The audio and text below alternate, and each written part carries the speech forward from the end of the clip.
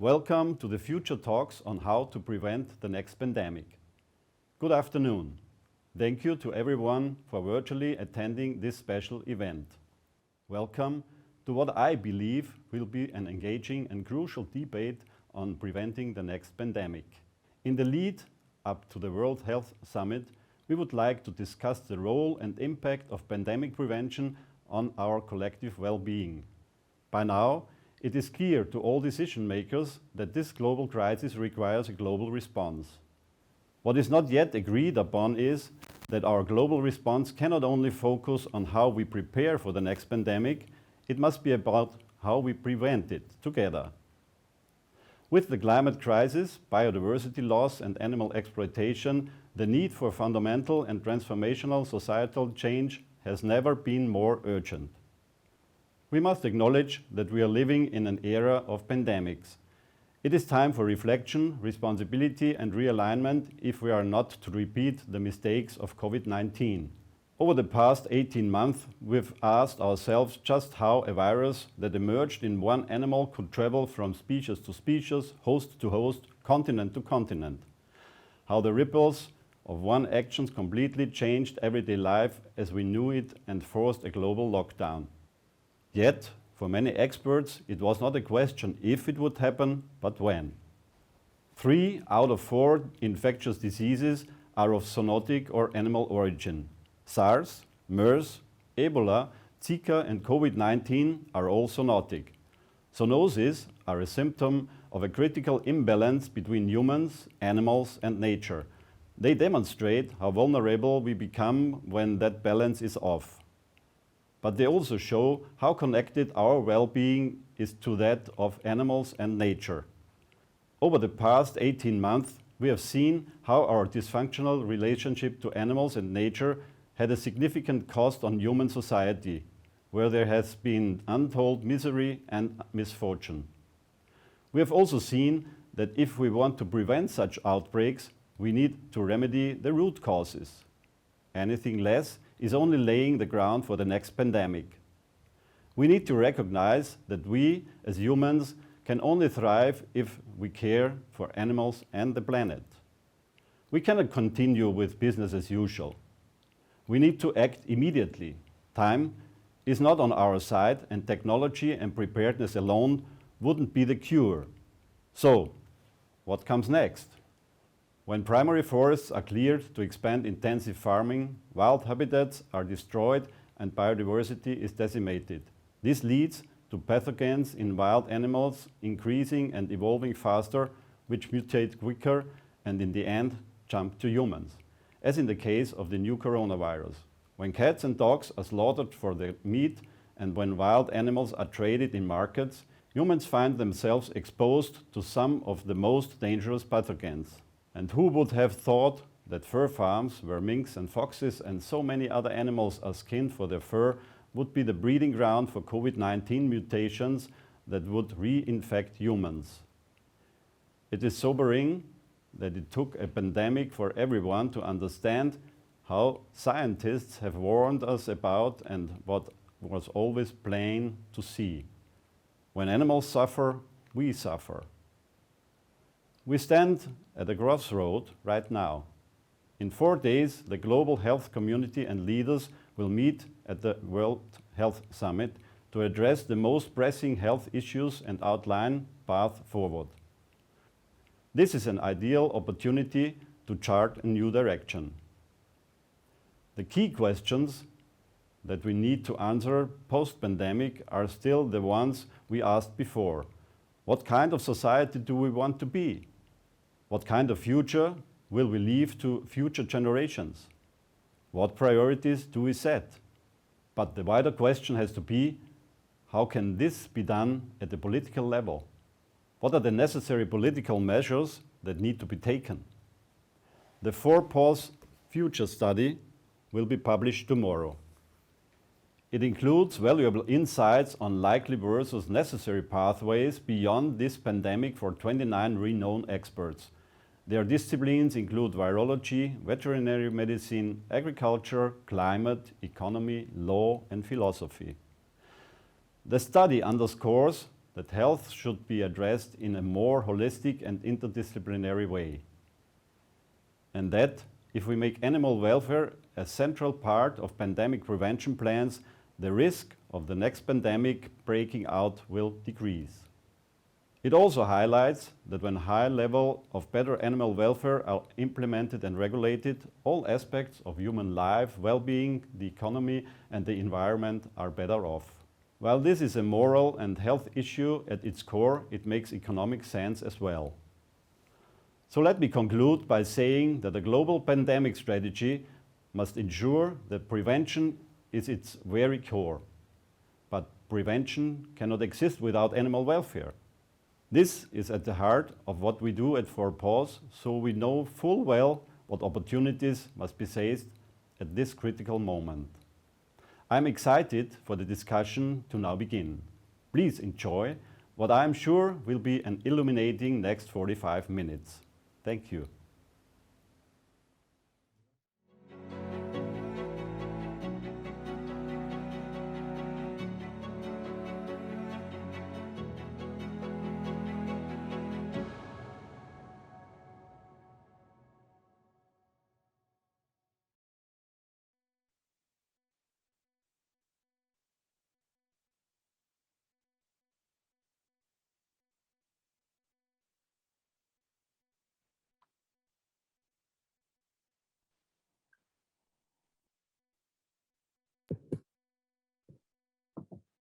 Hello, everyone. My name is Dr. Syra Madad. I serve as the Senior Director of the System-Wide Special Pathogens Program at a very large healthcare system in New York City. I'm also part of the public health response, and it's a pleasure to join you all today and discuss the important topics of the animal and the human interaction, our environment, and how we need to ensure that we're better prepared and preventing and preparing for the next outbreak that we will most definitely see. Okay, hello. A very warm welcome to everybody, and thank you, Joseph, for this remarkable keynote. Just a quick test note. Do you see me on screen? Because I don't see myself on the TV screen. Yes, we see Yes, you. perfect. Oh, and again, welcome everybody. My name is Antonia Braus. I am veterinarian and desk officer for One Health at Vétérinaires Sans Frontières Germany, but at the moment I'm enjoying my maternal leave. And I have the pleasure to guide you through the next 45 minutes. If you don't see the video on full screen, like I do, please click upstairs on event title and a full screen will appear. I really want to highlight and honor the study of 4PATH and thank all experts who contribute to this important and actual assessment and recommendation. It is really the momentum of rethinking health towards welfare for every habitant and ecosystem of our planet. And all of you are very welcome to take part of this discussion, either via the chat function you find down at your screen. And if everyone is following on Twitter and would like to submit a question here, please use the hashtag #FutureStudy so our team can forward the questions to me. So please ask your questions in the chat or via Twitter. Tell us what your name and background is, and our colleagues will choose just some of the questions later on after the panel discussion. Yeah, and the panel, I'm very excited and delighted to introduce our engaged panelists. As we just heard already, Syra Madad. Syra is based in the US. She's a public health expert with a epidemiologic background, which we just heard. And Syra has been featured in 2 leading documentaries, such as the Netflix series, How to Prevent an Outbreak, as well the Discovery documentary, The Vaccine Conquering COVID.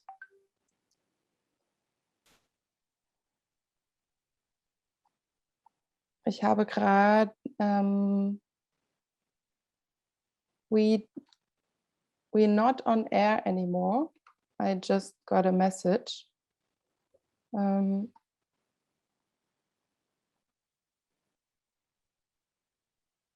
can I go on? Is there no No, we need the prompt that signal? we're back on air. Yeah, okay, perfect. Yeah. So I go further with Mia. Mia McDonald is the executive director and founder of Brighter Green and is based in New York. She's a public policy analyst and consults a very wide range of NGOs. Kurt Schmiedinger is a food scientist, founder of Future Food, and is working right now at the Research Institute for Ethics and Science in dialogue with the University of Vienna. Syra, Mia, and Kurt were involved as experts in the study.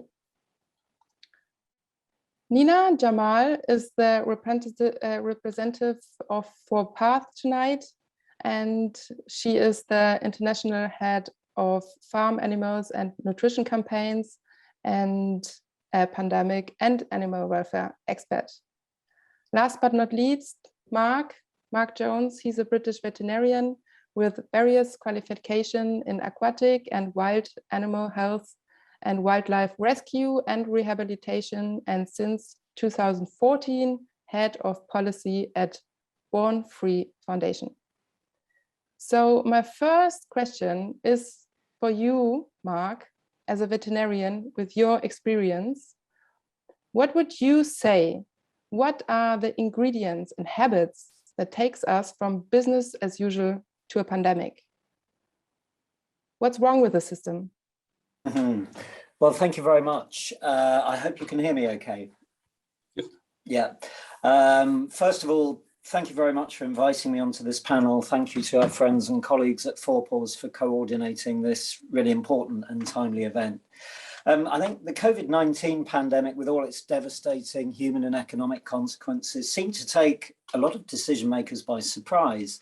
Yet, while it has arguably been the most devastating of pandemics in recent times, it's by no means the first zoonosis that's developed into a pandemic. And we already knew a fair amount about the likely sources of potential zoonotic viruses and the kinds of circumstances that can lead to their direct or indirect spillover to people before COVID-19 emerged. So the question is, how can this situation have arisen? What should we have done? And what should we do now to prevent something similar or perhaps even worse happening in future? We're told that there might be 1.7 million viruses circulating in animals and that around half of them could be potentially zoonotic. We're also told that around 70% of all emerging infectious diseases originate from wild animals. So addressing the risks associated with viruses in wild animals would seem to be pretty critical. What we have to remember is that when wild animals are living in their natural environment, in their natural state, the presence of such viruses does not usually lead to clinical disease or significant virus shedding. And the mutation and spillover of these viruses to domestic animals or to people is highly unlikely. It's when we start interacting with and stressing animals that the risks increase. And this can be through the destruction and conversion of habitats, which tends to lead to increases in smaller adaptable species over the larger predators. And these smaller species are often the very species that are most likely to harbour potentially zoonotic pathogens. And it also occurs when animals are captured from the wild or intensively bred, transported for slaughter at markets or in restaurants, often in close proximity to many other animals from many other species, or traded live as pets or photo props, more often than not in pretty appalling conditions. And it's in these circumstances, animal welfare will be compromised, their immune systems will be suppressed, and this makes it much more likely that they will contract or shed or amplify pathogens, increasing the risk to other animals and ultimately to people. And I think this, combined with increased opportunities for close contact when people are handling animals in these ways, allows viruses to cross over between species and spread and mutate more rapidly. It's worth emphasizing that it's these very same human activities and human interactions with wild animals that result in that are the key drivers not only of pandemic risk, but also of biodiversity loss. So clearly these are issues we should be addressing if we want to mitigate future risk. And for me, the solutions to pandemic risk lie firmly in changing human behavior and understanding avoiding and mitigating animal welfare harms. This is absolutely key.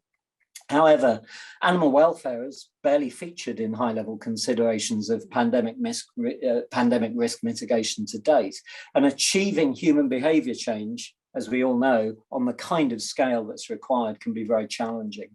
So I think until now, the response to pandemic risk has been largely reactionary.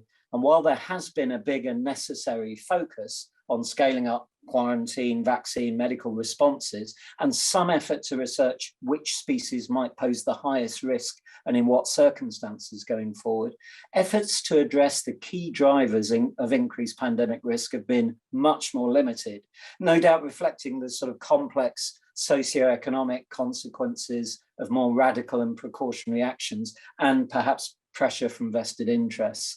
So I'll finish by saying the One Welfare framework describes the interconnection between animal welfare, human well-being, and their physical and social environment. And its adoption and implementation offers a real holistic approach and a tool to support animal and human pandemic risks mitigation, while also contributing to efforts aimed at addressing well-being in the biodiversity crisis.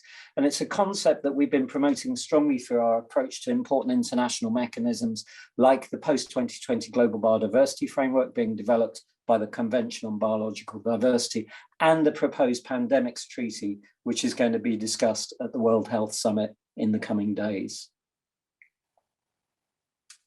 Thank you, Mark, so much for this impressive statement. Syra, you are at the front line dealing with pathogen, emergency management, public health. With your experience for infectious diseases, what do we need to learn from this pandemic to reduce the risk and all above the impact of future potential ones? Well, I think there's a lot that we can learn from this current situation and how we need to make sure that we're investing in changing preparedness and both prevention. And I'm just going to just very quickly focus on those two terms because they mean very different things. And then I'll just highlight some of the lessons learned from a healthcare, public health standpoint and how we really need to change and include better the animal and human interface along with our environment. So first, when we talk about preparedness is when you know that there's an event that's going to happen and what policies, procedures, what type of resources you have in place to help kind of mitigate and lessen the impact. So it's really important that we continue to focus on preparedness because we know that these events are going to occur.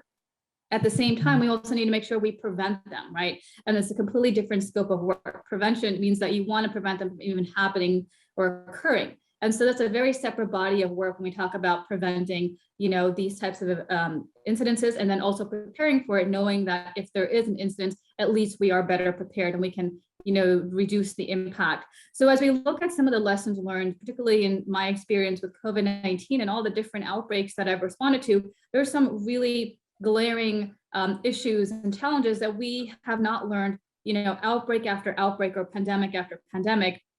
And that is when you look at biopreparedness in a general, realm, it oftentimes only focuses on, from a healthcare standpoint, staffing, supply chain, systems, space to accommodate individuals. From a public health standpoint, we're still focused on surveillance and monitoring and community engagement, and all of these things are really important. But the one thing that we often miss, or we don't talk much about, is that interface of animals and humans and the ecosystems, the behavioral changes, and the impact that we have. And if we are to really truly protect human health and animal health, we really need to start considering human activities, as Mark has mentioned, and the behavior that really disrupts our ecosystems and our habitats and things like that. So we really need to make sure that's also part of the conversation. And so I think just generally, when we look at additional kind of areas for improvement and lessons learned and what we need to do, we really need to make sure that we have those conversations on an ongoing basis. They're part of our public dialogue, a part of our advocacy that we do, not just for funding, but also for support. Because if the public doesn't understand the importance of this type of topic, they're not going to advocate for it. They're not going to tell their elected officials, we need to make sure this is on your agenda and you can invest in it, that we have a policy, we have resources. And I often don't see that when we talk about, the animal and human interface and what we're doing to kind of help combat that. The last thing that I'll mention, and Mark really listed out some really great, different contributing factors that we need to look at.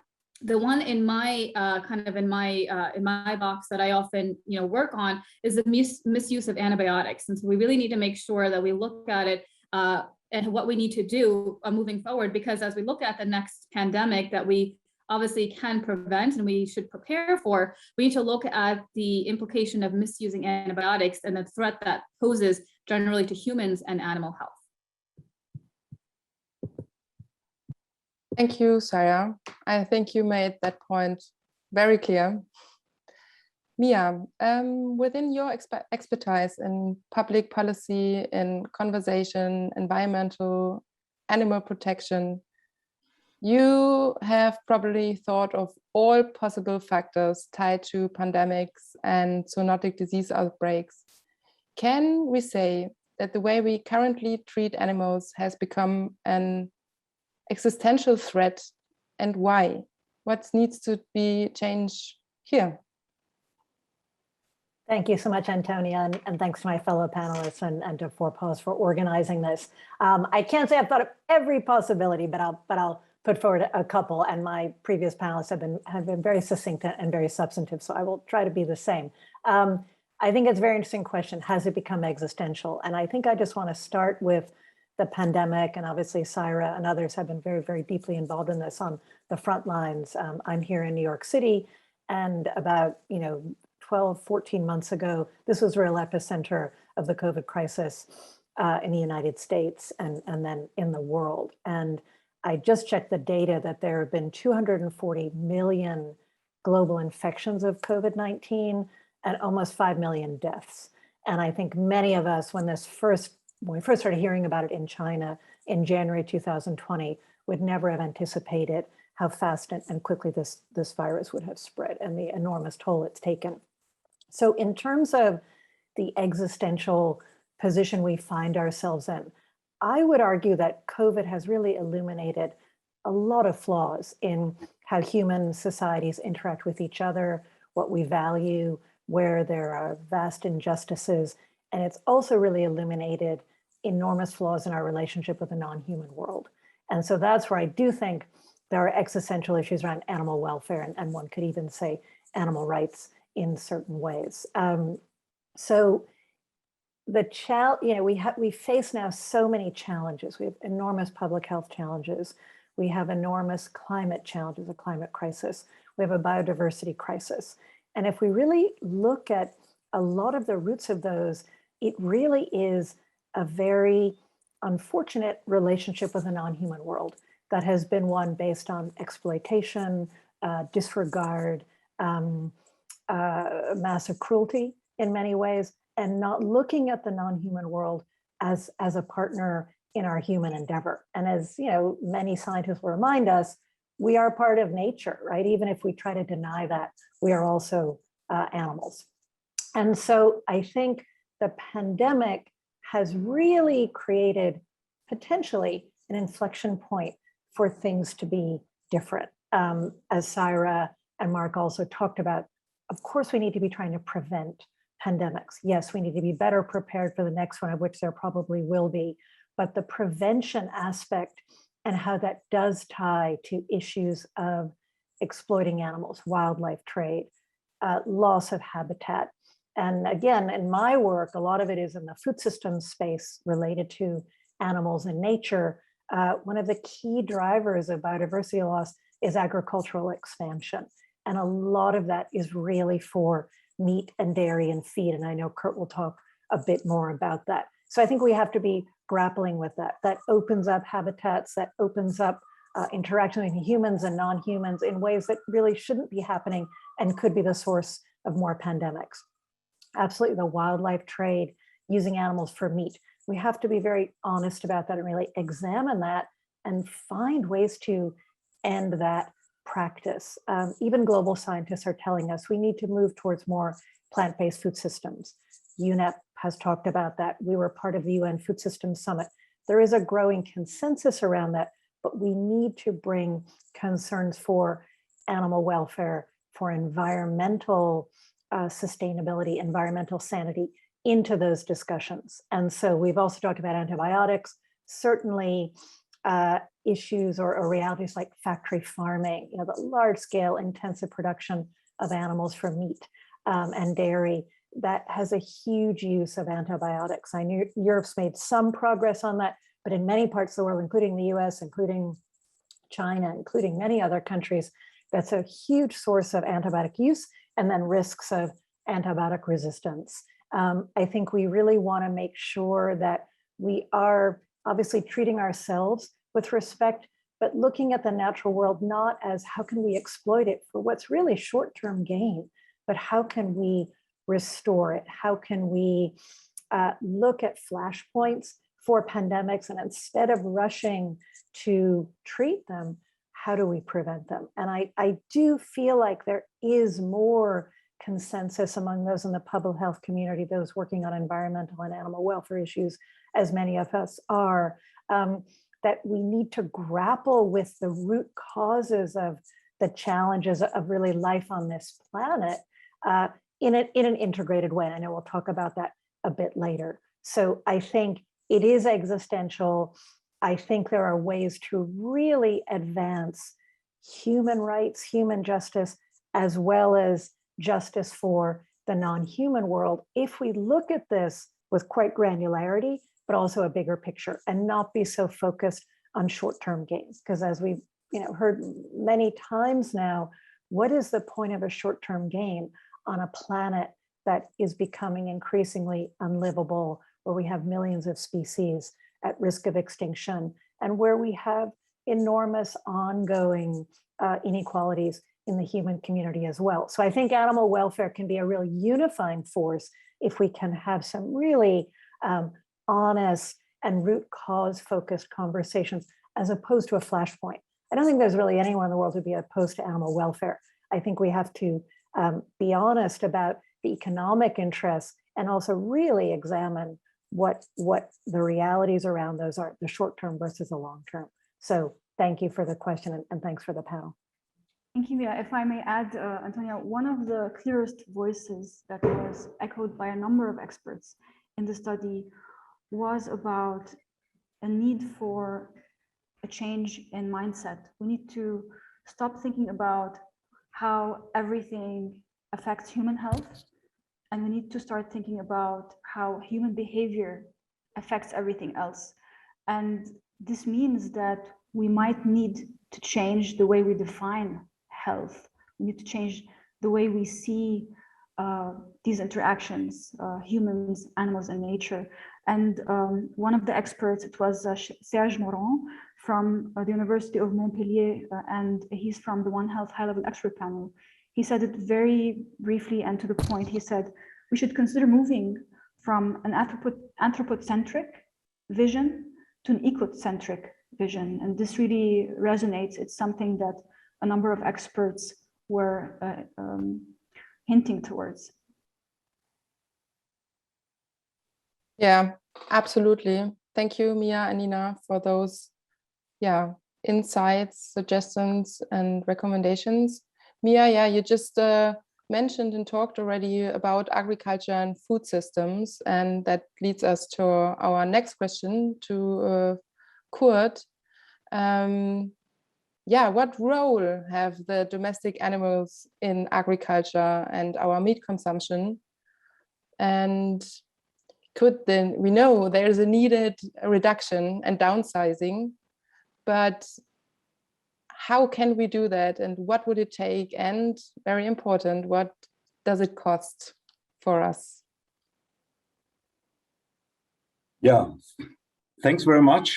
Hello, everybody. Great statements from Mark and Syra and Mia. So lots of things have already been said. Anyway, of course, we have to go to the animal agriculture. It's absolutely necessary. We know that in spite of these biosecurity illusion, which we sometimes talked about when industrial livestock promoters are talking about industrial livestock factory farms, we know that these facilities are open to virus inputs, can be feed and animals and humans, insects, whatever, bring the virus into these factory farms.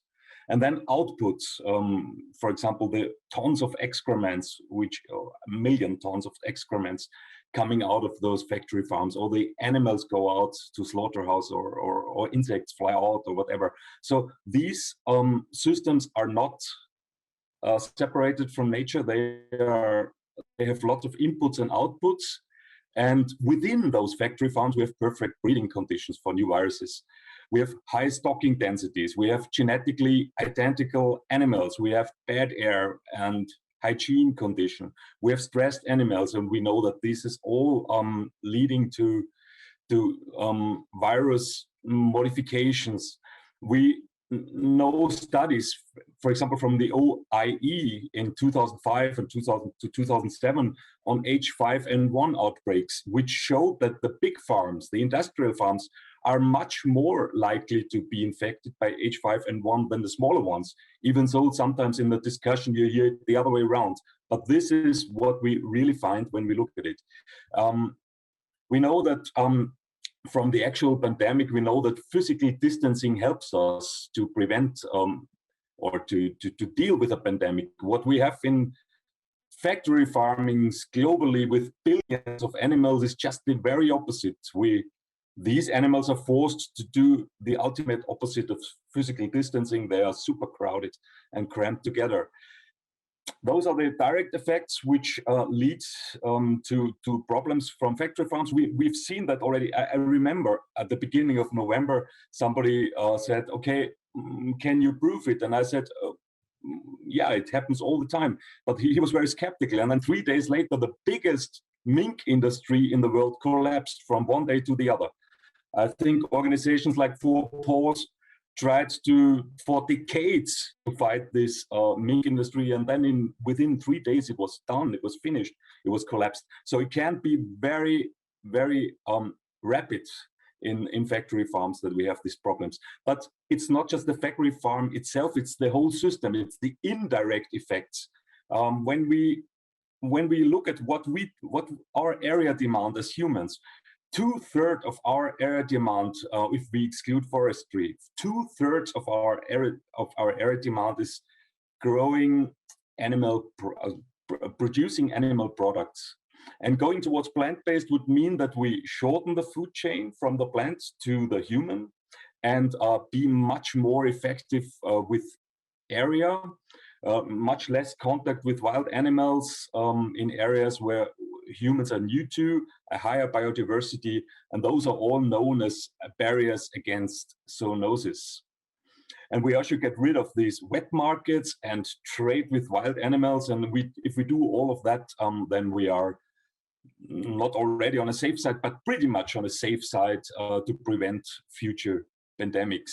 We could have prevented the epidemics and pandemics in the past, probably including COVID-19, if we wouldn't have treated animals the way we did. And then another big aspect, Syra already mentioned it, is antibiotics. We use about 70 to 80%, those are the estimations from 2017, for example, in Ricci and some other publications. 70 to 80% of the antibiotics we do not use to cure human medicine, but we use just to run these factory farms, just to put these animals through to make them somehow get alive to the slaughterhouse. That's what we do. And this is supposed to increase even in future. And yeah, we have to deal with more and more resistant bacteria, resistant against more and more of our antibiotics, and that's another problem. It's not just the viruses, it's also the bacteria and the problems. And this is also highly associated with our industrial factory farm systems. And when you asked about the solutions, we have enough food variety to replace industrial livestock and to have a heavy shift towards plant-based. We already have that. Anyway, we also have new plant-based alternatives to meat and eggs and dairy.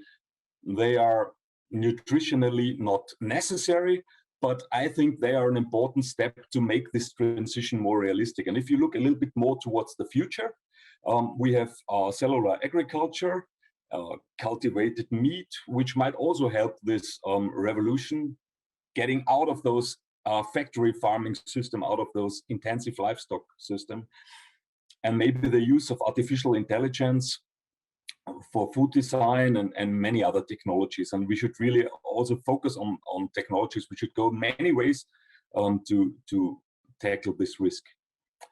And last question you had is about the costs.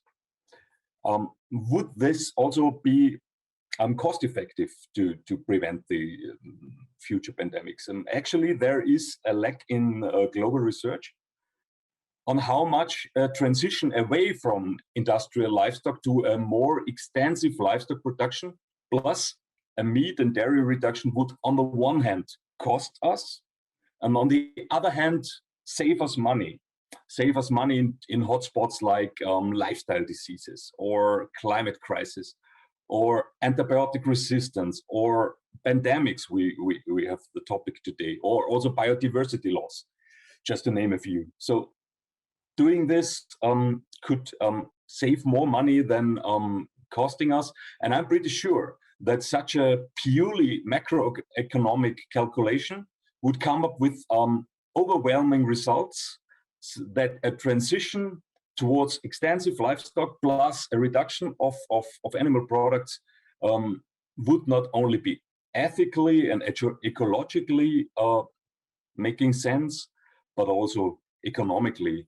And such research would be very essential, and funding of this would be very welcome, and that could be a way out of this.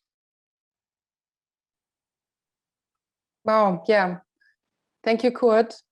You you highlighted the challenges very well, but you presented the solutions here, and I think this is always a positive shift and vibe we see here, and which is so important for all of us. And Antonio, Mark has his hand up. Maybe it doesn't appear on your screen. Yeah, Mark. Hi, yes, no, it's just I absolutely agree with everything Kurt said and my fellow panelists have said to date. And I think what we often hear is some of the actions that we might propose that are seen as being highly precautionary by us, perhaps radical by some of those who would oppose them, such as moving away from wildlife trade, reducing our reliance on factory farming, moving towards plant-based diets and so forth.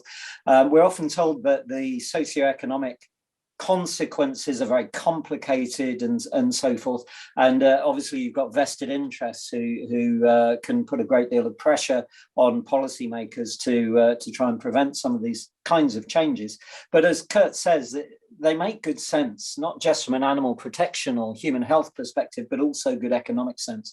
And I just wanted to mention that according to a panel of global scientists, if no action is taken, pandemics are going to happen more often, they're going to spread faster, they're going to kill more people than COVID-19, and ultimately they're going to cost the global economy more money. And the panel said that the economic cost of the current pandemic is at least a factor of 100 more than the estimated cost of preventing it by protecting nature and by introducing some of these changes that Kurt has outlined.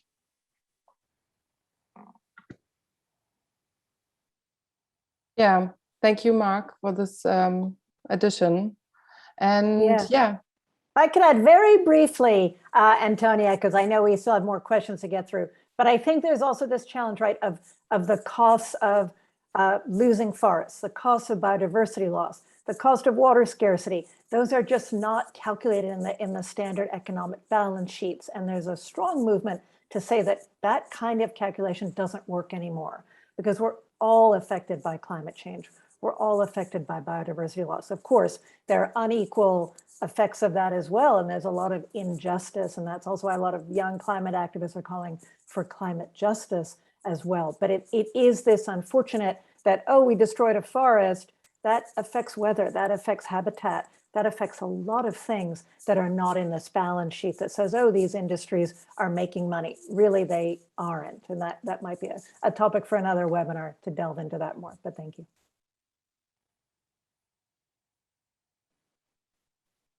Yeah.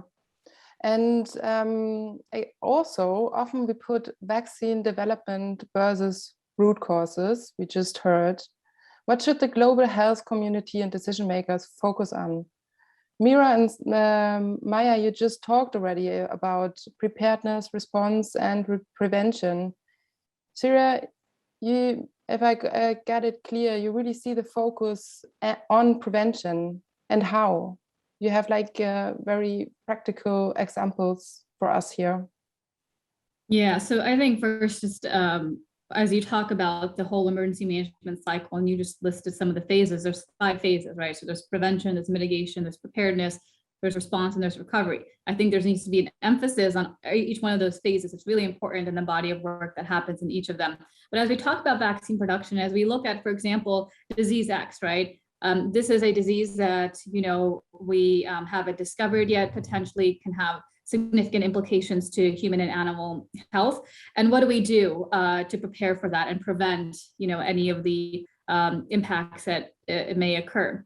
We look at vaccine development, and it's been very controversial, even with, for example, in the current environment with the COVID-19 pandemic, and just highlighting the fact that, you know, only 6 billion COVID-19 vaccines have been administered around the world, and we're already 10 months into having safe and effective vaccines here in the United States, for example. And so what can we do to better prevent and prepare for these types of incidences? And there's a couple of things I'll just briefly mention. First, as we look at preparedness and prevention, we need to have a better catalog of different emerging infectious diseases and different, for example, pathogens in our environment to know what are we dealing with, right? So there needs to be better systems in place. There needs to be, you know, actively seeking out, you know, some of these pathogens, for example, safely, so that way we can have a catalog of different potential, you know, infectious disease threats. And then we need to have a library of prototypes, right? Right now, in the current stage, it took about a year, for example, to have safe and effective vaccines here in the United States. We need to slash that time in half, because we know that time is of the essence. When you have an outbreak, it can very rapidly spread. And in order for us to prevent the loss of life and disease and the burden of disease, we need to have safe and effective vaccines. So we need to have a catalog of, you know, different, pathogens, you know, around the world. We need to start looking at having prototypes and candidates ready, right? We won't have prototypes for every single type of pathogen, but as long as we have a good, system in place, so we can kind of do a plug and play type of model. And then really importantly, we need to have manufacturing distribution capability. So again, highlighting the current situation, COVID-19, how do we have some of these factories all around the world, we would be able to churn out and produce more vaccines readily for the entire population. So when we look at vaccine development, there's so much that has to happen, right? Cataloging, developing prototypes and candidates, manufacturing and distribution, all of these things need to really occur in both our preparedness and prevention phases. Yeah, thank you, Syra, very much on that. Mia, maybe you can give us very briefly some examples what it takes to prevent the next pandemic, and maybe to focus a little bit, what are the measures that money alone cannot fix, and what kind of approach is needed? Is One Health sufficient? Yeah, thanks again for the great discussion and the excellent question. I think in some, we really need more cross-disciplinary policymaking and analysis. I think that includes public health, environment, animal welfare, and we could say sustainability broadly conceived, which would include things like climate and biodiversity and land. I think that sounds daunting, but I actually don't think it is. I think that the UN Environment Program, WHO, the parts of the UN working on the SDGs, many governments actually see these, multiple crises. They are related, and yet they still are largely treated in silos. You're the environment minister, you don't talk to the agriculture minister. You're the public health minister, that's what you're focused on. And I think what COVID has really shaken up is the need to be looking broadly as well as specifically. So I think that's really crucial. And the other thing I would just say is, as we talked about on this panel, One Health, I think is very important. It's obviously a bit better known, But I think we should be moving towards a one welfare approach, right? That is more inclusive, that is more proactive, that really looks at welfare and well-being of humans and non-humans, and move away from a real anthropogenic approach. We need a more eco-minded, ecocentric way of looking at problems and prevention. And again, the science is showing us we need to do this. It is about money. We do need to shift incentives away from the harms of large-scale animal agriculture, fur farming, wildlife trade, poaching. But it really is, I think,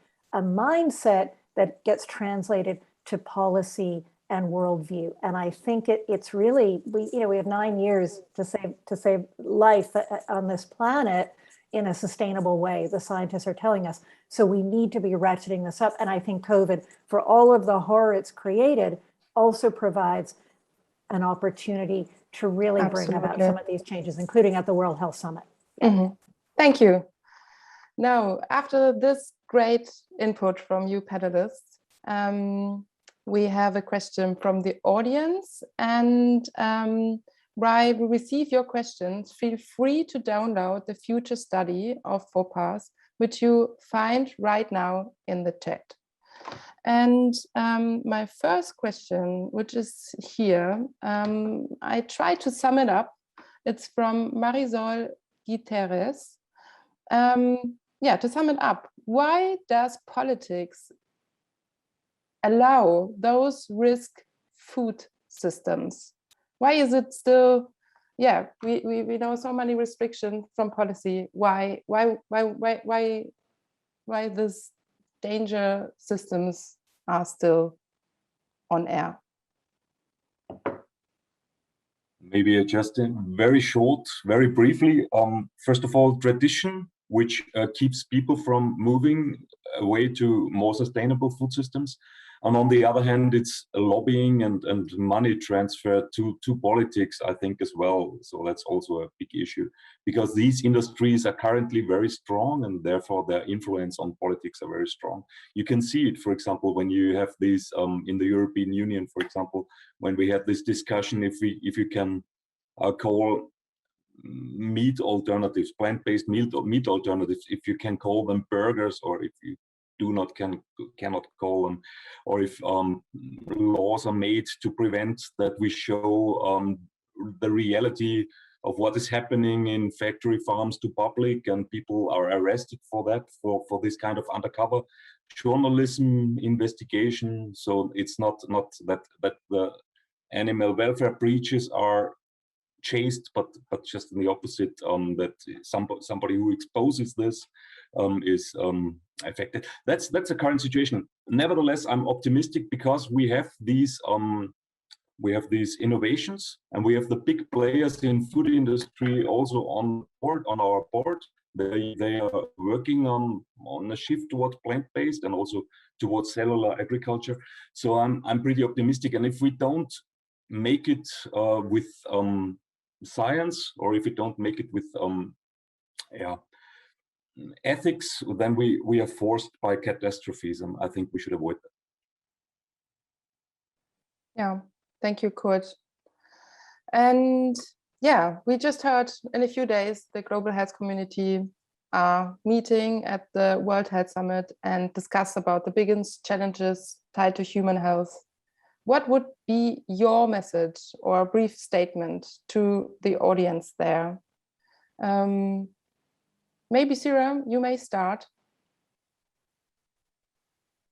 So my top line message is that we obviously need to look at the intimate linkage, between health of humans, animals, ecosystems, into biopreparedness and, bioprevention. Right now, those are bottom level topics. The top line topics have always been, again, healthcare wise, staffing, stuff, space, supply chain, public health, surveillance, monitoring, and the like.